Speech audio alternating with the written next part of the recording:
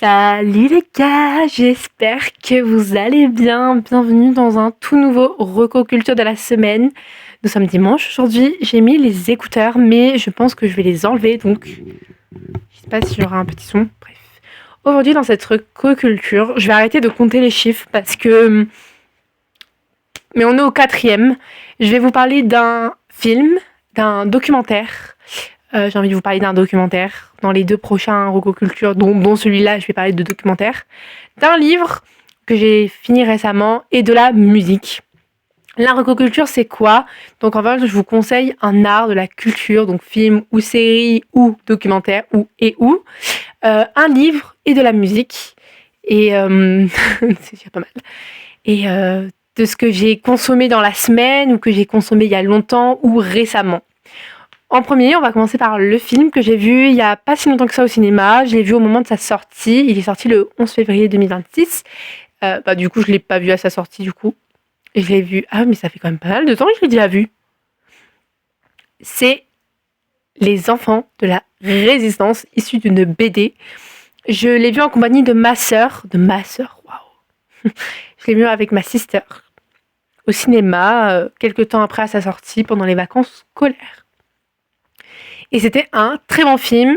Donc en gros, Les Enfants de la Résistance, ça se passe pendant la Seconde Guerre mondiale, dans un petit village où il y aura l'occupant allemand qui va venir. Et ce qui est intéressant, c'est que pour une fois, ce ne sont pas les adultes qui vont avoir cet acte de résistance, de résister, s'il y aura des adultes.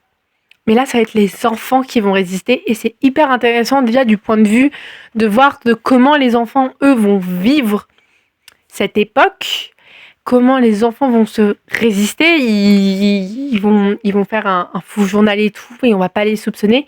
Et aussi, pour moi, c'est un peu une morale de dire aux enfants, regardez, c'est pas parce que vous êtes des enfants que vous pouvez pas vous révolter, être résistant d'une cause, etc. J'ai vraiment trouvé ça super intéressant. Le film se regarde très rapidement, on voit pas le temps passer, il y a de l'action et tout. C'est très compréhensible aussi. Il y a Artus qui joue dedans, Gérard Jugnot. C'est un film réalisé, excusez-moi, par le réalisateur des choristes. Et donc, moi j'ai bien compris. Après, c'est une période que je connais et ma sœur n'a pas dit de choses négatives de souvenirs. Donc, je sais pas trop. Après, ça fait pas mal de temps que je l'ai vu, mais je voulais quand même vous en parler. Il y a la BD qui existe, je ne la lirai pas et je ne l'ai pas lue pour des raisons que j'ai un peu la flemme et que j'ai pas forcément envie. Je préfère lire de plus grands livres du coup.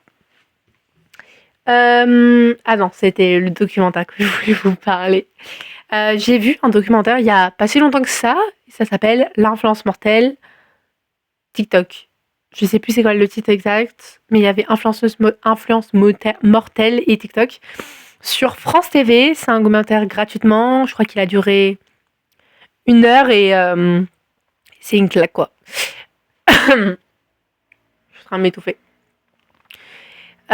TikTok, c'est une application. Alors en fait, entre tous les réseaux sociaux, X, Twitter et un cas à part, mais TikTok est l'un des plus nocifs pour les jeunes. Oh, on dirait une vieille mamie qui parle. Pour tout ce qui est la génération alpha, je crois, c'est ça. Génération alpha.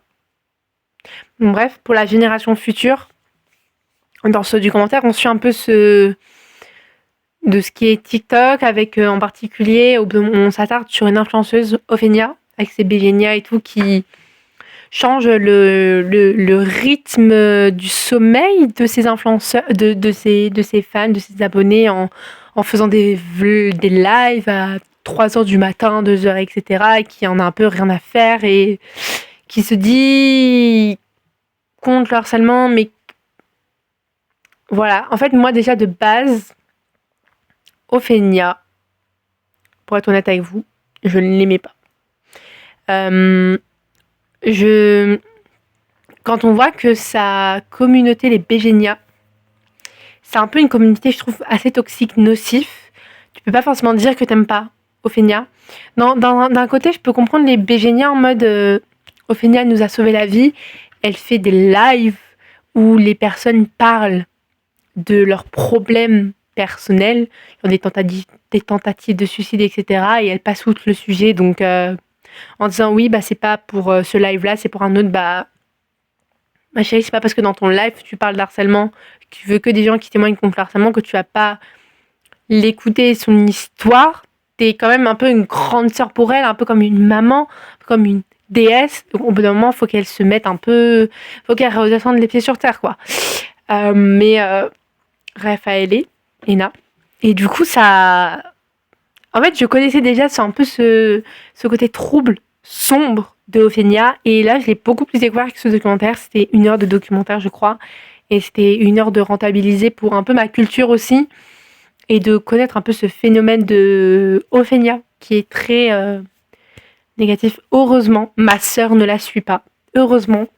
Mais voilà. À bannir ces influenceurs. Voilà, pour moi, c'est pas une créatrice de contenu, c'est une influenceuse. Voilà. Je pense que ce recoculture va être assez court comme d'hab. Après, tu veux que je dise quoi? Du coup, j'ai envie de vous parler d'un livre que je viens de finir aujourd'hui. Quand je tourne cette vidéo, on est jeudi. Et il est un peu tard, hein. Il est 17h45. J'ai pas beaucoup de temps, du coup, c'est peut-être pour ça un peu que je suis petite. Mais même si j'ai pas forcément grand-chose à dire et que j'ai pas envie de faire des recocultures hyper longues, c'est pas mon but parce que sinon, si je dis trop de choses, je peux moins en parler sur mes réseaux, comme les livres, et peut-être j'ai envie de faire une revue sur le documentaire, etc. Bref. J'ai fini il y a pas longtemps un livre qui est un best-seller. Il a été traduit à sa sortie dans plus de 25 langues, je crois. Écrit en français en premier lieu. Coécrit avec une romancière qui s'appelle Judith Périgon des éditions Flammarion. Pour ceux qui ont su. Dis-moi en commentaire si tu penses savoir quel livre je vais parler. Je t'attends. C'est bon? Merci. Attends. Arrête, après tu vas te faire spoil. Non, vas-y, note ton idée. De quel livre je vais parler. J'attends 2 secondes. Ok. C'est bon? Voilà. Donc, si t'as pas trouvé, mais tu peux continuer. Et je vais vous parler de Gisèle Pellicot et La joie de vivre, des éditions Flammarion. J'ai juste enlevé le petit bandeau qui est juste là, ma foi, avec cette... Voilà, et c'est marqué en tête: pour la première fois, la femme qui a ému le monde par son courage raconte son histoire. C'est un récit bouleversant, exceptionnel, qui, je pense, peut donner du courage à toutes ces femmes victimes de viols, de violences sexuelles, et les hommes aussi. Et c'est... Attendez. Super, très glamour.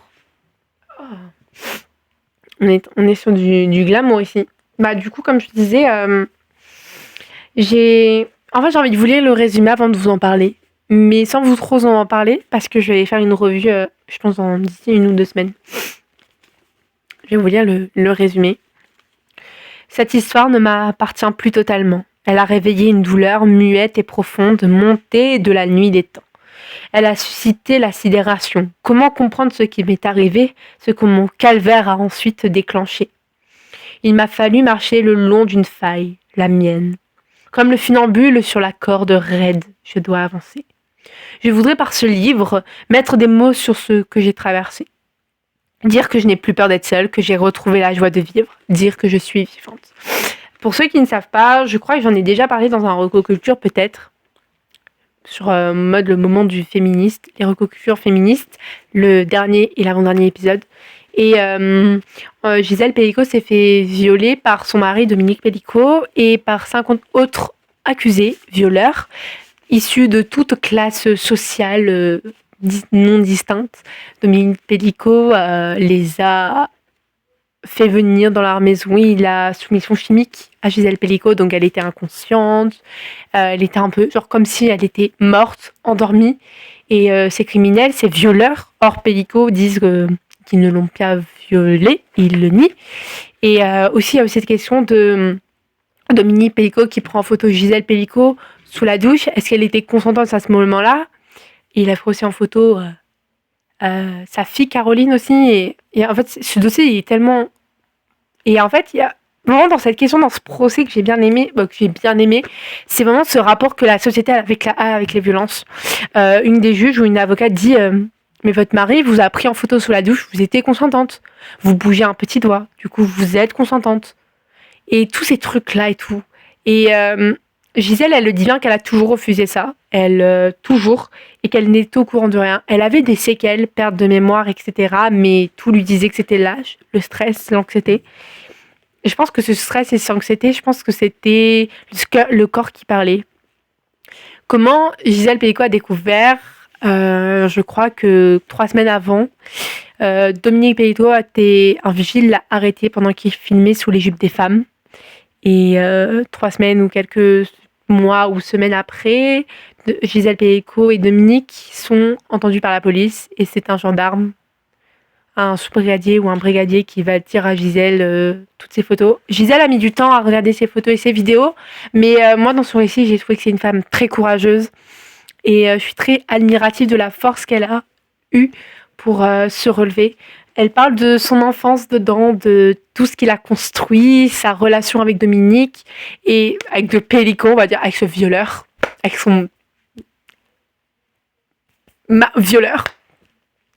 Et de comment c'est en mode, c'est j'accepte qu'il m'a violée, mais on a partagé 50 ans de vie commune. Et j'ai bien aimé aussi ce côté-là et aussi ce côté par rapport à la société. Elle a refusé le huis clos. Elle a voulu avoir que ce procès soit ouvert au monde. Et j'ai mis quelques petites citations. Ça, c'est vraiment... moi, j'ai vraiment beaucoup aimé ce livre. C'est peut-être ma lecture préférée. J'ai pas énormément mis de post-it parce que... Voilà, elle dit au moment...